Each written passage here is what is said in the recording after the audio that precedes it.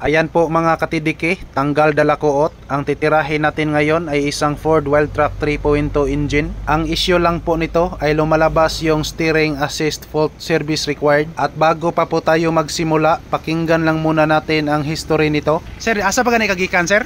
Toledo, sir. Toledo City. Yes. So, unsa to'y problema gid ani imong unit, sir? Ang kuargin na sir kanang gahi ang manubila tong humanaw paglabang og baha. Oo, sa ato pa ang sakyanan, sir, ni sawom og baha, sir, nya diha ni gahi ang manubila.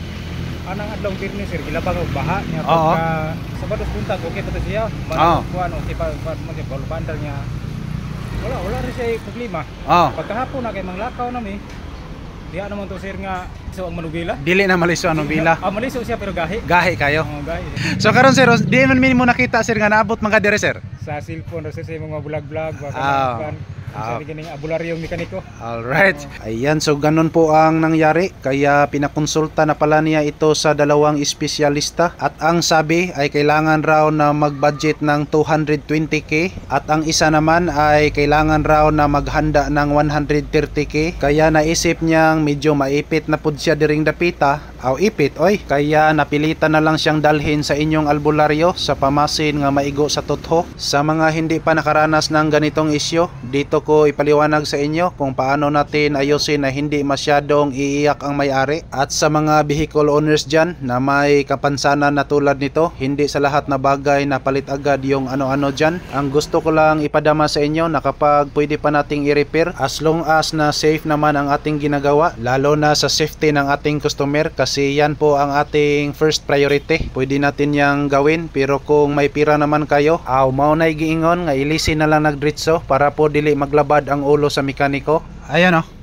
So ignition on, engine start. Yan. So kita po natin ngayon mga kalbularyo ay nakailaw po dito, mayroon pong warning dito. So naka-indicate po dito ay steering assist fault service required. Ayan. So ibig sabihin ay matigas talaga yung manubila rito. So ngayon wala na po tayong ibang titirahin. Ipalabas natin yung steering control module para makita natin kung ano ang problema doon. At nang sinilip ko na, caught in the act, ayan, nagtuto ang tubig na galing sa mismong housing steering control module. Ibig sabihin na lumos na naman ang nasa loob nito. At kita naman natin ngayon na ang tubig ay tagaliog at kinakalawang na. So syempre magkaganito talaga pag isawm-sawm natin yung mga sasakyan natin sa mga baha-baha dyan. Ganito talaga ang mangyayari.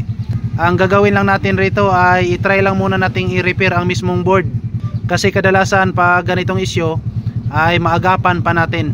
So kailangan gagamitin natin ang ating tatlong libreta o tinatawag sa HOT, Honghong Orasyon og Tutho. Ang ginawa ko ngayon ay naghanda po ako ng 3 pinya. Ito po ay nagsilbing pang-alkontra ng mga dilingonato at gigamitan ko agad ng aking ritual sa pamamagitan ng pagpakong-pakong sa aking mga kamay. At dito ko sinimulan na buksan ang mga nalumos sa loob. Once again, ang masasabi ko lang sa kapwa ko Meriko dyan, di tayo matakot gumawa ng ganito. Total guba naman sad ng daan. Ginawa ko lang ito sa pamasin nga matsambahan at ngayon patuloy pa rin ang paglabas ng tubig na galing sa loob. Iwan ko kung maagapan pa ba natin to at ipanabi ko lang ito sa inyo. Bago pa po ako naging albularyo, certificate holder din po ako at may complete training kung paano paginhawaon ang mga nahihilo. Kaya pagka ganito, di gyud tantong maratol ang inyong albularyo. Fast forward tayo. As you can see, murag yun kog naglugit og lubi. Ganito lang kasimple. Tanggalin lang ang 6 na screw bolt at konting ingat-ingat lang sa mga board component dyan.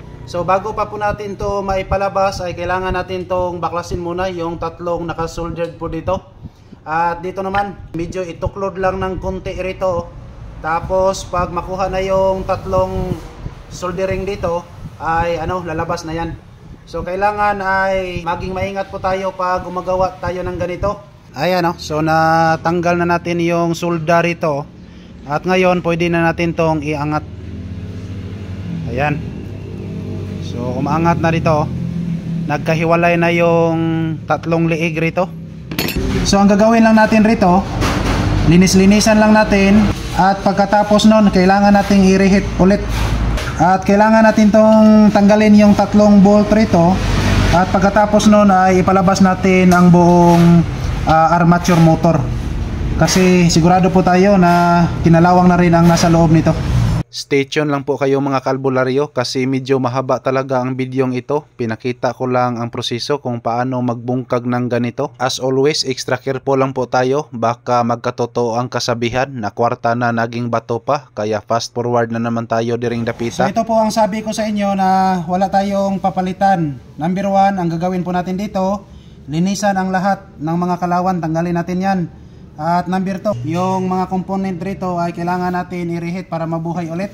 Para malinaw po sa ating lahat, once again wala po tayong pisa na papalitan. So repair lang po talaga ang ating ginagawa ngayon. Ayan, so pagkatapos kong nalinisan sa walay dugay-dugay, ako gyudayong gipapiltan. Talagang wala akong kumpiyansa rito at kita naman ninyo 99% sa mukha palang daan, halatang halata na medyo seryoso ang inyong albularyo. As usual, hito na naman tayo. Ginamitan ko ngayon ang aking talagsaon nga totho. Laras ni tanan, walang pinalampas, pati mga engkanto. Sigurado po ako na mag-aalisan sa steering control module nito. At pagsakaling sang-ayon kayo sa estilo ko, please comment below. At nang naipasok ko na lahat, muling kinabit ko ang 3 solda diring dapita. Ito po ay palatandaan na malapit na namang mabutirik ang aking pitaka. Again and again, fast forward na punta diring dapita. Hinigpitan ko na ang 6 na screw bolt rito at para magkaalaman na, sabayan nyo akong tanungin ang aking kasama.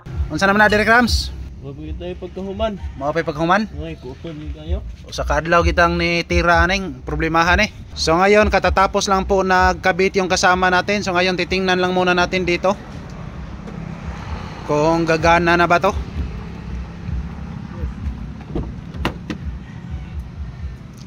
Alright, so tingnan natin. Medyo excited na rin ako rito. So kapag umuobra to, so malaki-laki yung masave ng may-ari nito. So ngayon i-try lang muna natin ignition on. Ayan o. Yan, so ignition on, engine start. Yan, so observe po tayo. At titingnan na lang natin kasi dati ay naglalabasan yung steering fault dito. Yan o.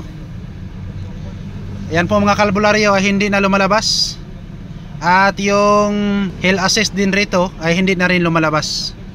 Kumbaga malinis na ang ating panel board ngayon.